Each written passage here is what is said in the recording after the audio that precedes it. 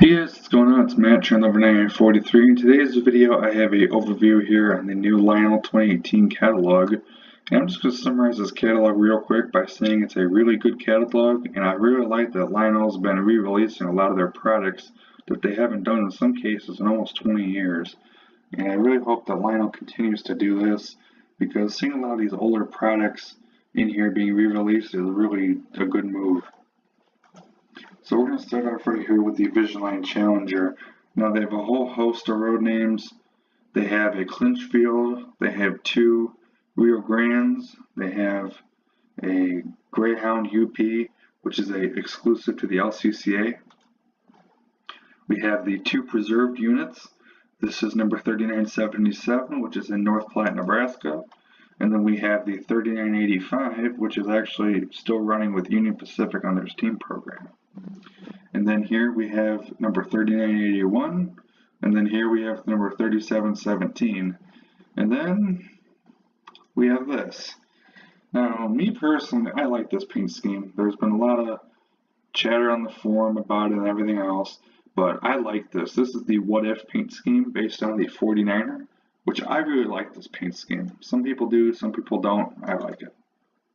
And then tucked in the corner, we have the pilot version. Then we have auxiliary water tenders to go with these. There's one for each paint scheme, and then there's these two, which are part of the UP Steam program. And the cool thing about these is that they're going to be having sound effects in them now, which is something the original run and all the TMCC runs before them did not have. So I'm curious to hear what the sound effects are actually going to be, although we can get a little picture of it right there. So these will be really nice. Then we have some rolling stock to complement the Challenger. We have 5 6-packs of box cars. We have 4 in the Challenger paint scheme. Then we have 1 in the yellow. And then we have the Challenger caboose. Okay, now we're going to get into some steam here. We have the brass hybrid No Fucking Western K2 steamer, which is really nice. I do like this a whole heck of a lot. This is the unpainted pilot version. And then here we have the painted versions, which I like. Next up, we have the Light Mountain. Now, like I said, we're talking about older engines here. The last time this was made was 2000. So 18-year-old engine. It's hard to believe that. I like this New Haven version. I just think it's really cool. It's a little plain, but you know what? Sometimes plain is better than flashy, at least in my opinion. Speaking of flashy, though, this one here, I really like this North Pole Central version. And if this don't scream flashy, I don't know what does. Speaking of flash, here's the SP-A6. I really like these as well. This is another older locomotive. This is 17 years old the last time this was ran. So this is the daylight version, which actually is prototypical. We have some black SPs up here. And then over here, these ones actually, the railroad had similar locomotives to the A6, and Lionel just kind of took some liberty and decided to make them anyway. So we have UP over here, Chicago Northwestern, and Illinois Central. Out of all of these, it's a toss-up between these two, and that I really can't pick. If someone was to say pick one, I'd probably pick the UP. Next up, we have the Warren G. Harding funeral train. Really nice set here. Includes the K4 3750. Which is a really nice locomotive. It's actually preserved. I forget where, but it's preserved. And then, not to be forgotten, is the long haul tendered K4. And this, I guess, was actually just a leftover of the long haul tender K4 run they did a number of years back. And I guess there's only 40 of these being made, so if you want one, now's your time. We have some PAs over here, and these, it's been a number of years for these. The one I like is actually this Rio Grande Silver Aspen. Hope I'm saying that right. And these are really nice. I love the simplified look of these. Looks really nice. And then over here we have the PBs. And what's nice about these, they are super bass units, and they have this really nice sound effects to go with them. You know, prime mover, horn, bell, all that type of thing. It's a really nice complement to the AA set. Next up we have some RS11s. The one I like here is actually this Conrail version, which at first I didn't think it was a Lehigh Valley until I looked, and it did say Conrail. It's actually a Conrail patch job, which I know now. It's a really nice one. I like that. Next up we have SD40-2s. I actually like this one here, the Florida East Coast, and also the Bicentennial one. I'm a big fan of Bicentennial stuff. Don't have any yet, but I'm adding that to adding the Bicentennial stuff to my list of things to buy.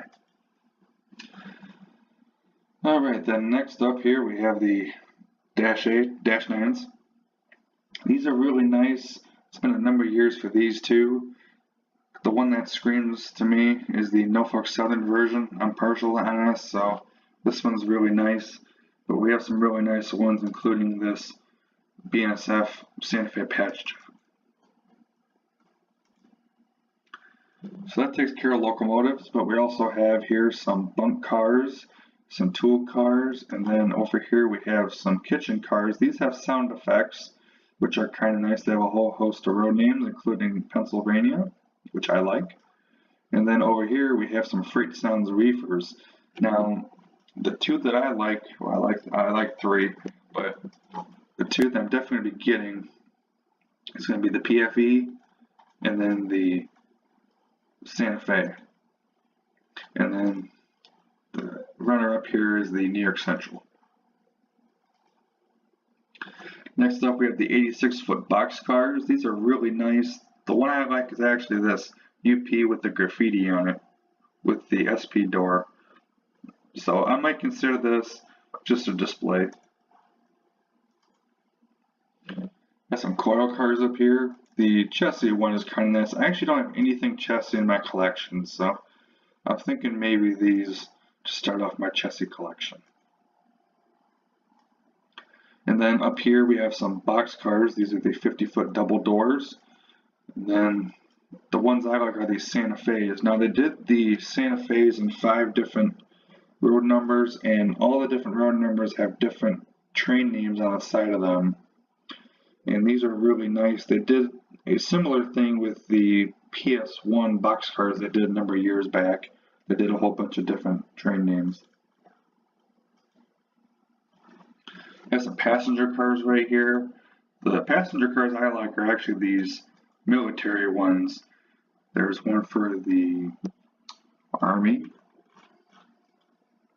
Then there's one up here for the Marines. Then there's one down here for the Navy. So pretty cool. I like these a lot. Now, what I kind of wish, and I know why Lionel does this, is that they put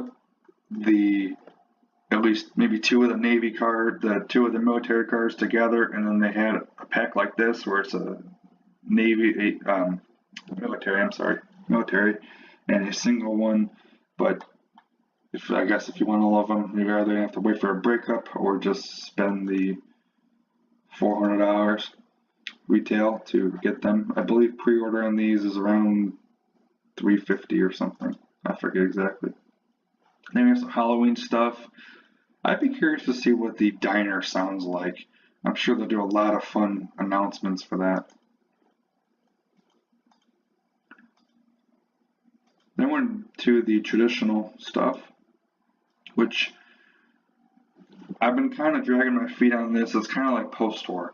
You know, I'd say I'm going to do it, and then I'm so close to doing it, and then I back out for whatever reason. But anyway, the set I like here is actually this Thomas Kincaid set with these wonderful Christmas cars with the graphics. I love these. It's just such a nice color scheme and wonderful graphics. So I'm thinking maybe getting this. And then I would get this car too. This is a different artist, but it's still a beautiful car. This is Angela Trotta Thomas. Also up here, I do kind of like this. This is the warehouse kit, which Lionel was actually going to make a railcar repair shop, but it never actually came. So I guess this is probably the next best thing. So I don't know. I might think about that. And then I'm probably gonna get these just for a laugh. This is the Millennials People Pack, and you know it's what all of us young adults do. You know, go on our phone and listen to music or whatever. So I might put these maybe in like a city scene, and then just kind of have them, you know, standing there wait for people to notice. So, and then that's gonna do it for me for this catalog, guys. So I hope you guys enjoyed it, and let me know what your guys' thoughts are. So let me know what you guys want to order or what you're thinking about, and we'll just have a good old time in the comments here. So you guys take care. I'll see ya.